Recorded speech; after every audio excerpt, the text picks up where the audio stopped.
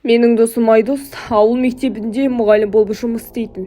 Bir күн ол қалаға келгенде бізбен шай ішіп отырып, маған бір оқиғаны айтып берді. Бұл оқиғаны өзі емес, мектепте істейтін тағы бір мұғалімнен естіген екен. Бұл оқиғаны бірақ ауылдағы басқа адамдар да білетін болып шықты. Бұл оқиға 90-шы жылдардың соңында ауылдағы ескі мектеп ғимаратында болған екен.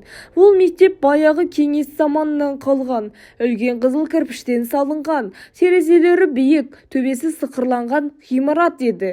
Жазда ауылда ешкім мектепке бармайды, бірақ ғимаратқа қарап отыратын күзетші әлі де болатын.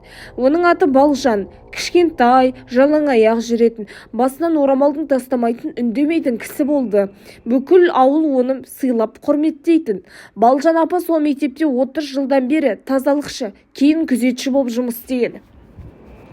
Bir жылы жазда сол апай шілде айында аптап ыстық болған кезде сол мектепте жүрді. Сол кезде бір жігіт сол мектепте бұрын оқыған бала қалада оқып жүріп ауылға қайтып келген болатын.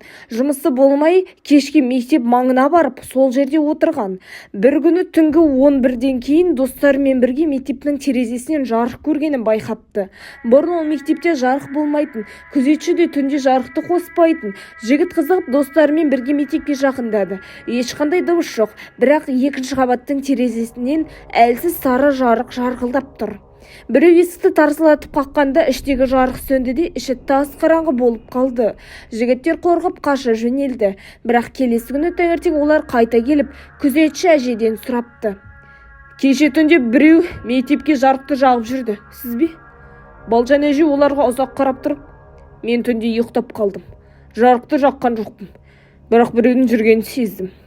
Сол күннен кейін әженің өзі де мазасызданып кеткен екен. Кешкісін жалғыз мектепке баруға қорқатын болған.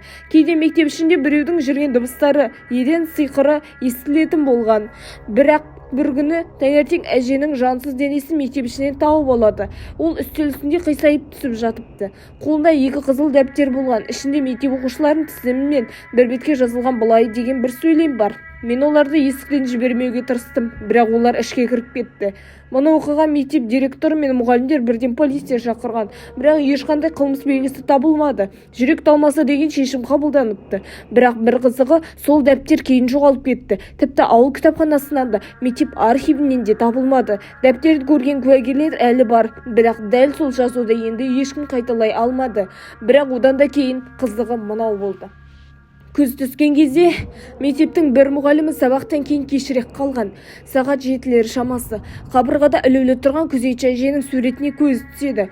Қараса суреттегі әженің көзі бұрыла қарап тұрған сияқты. Мұғалім бірден сыртқа жүгіріп қашып шыққан. Кейін ол жұмыстан шығып кетті.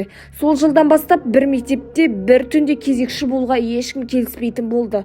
Балжан әже қайтыс болған бөлмені құлыптап тастады. Бірақ кейде түнде мектептің 2-ші қабатынан әлсіз жарық жылт етіп көрінеді екен. Ешкім мұндай кезде ішке кірмейді. Ауыл балалары бұл мектептің артында күзетші әже әлі жүр деп қорқынышты әңгімелер айтып, кешке жақындамайды. Айдос маған күліп айтып отырса да даусы дірілдеп тұрғандай болды. Сен әлі сол дәптер туралы ойланып жүрсің бе деп сұрадым. Иә, біреулер айтады, дәптерді әже өзімен бірге желеткен екен дейді.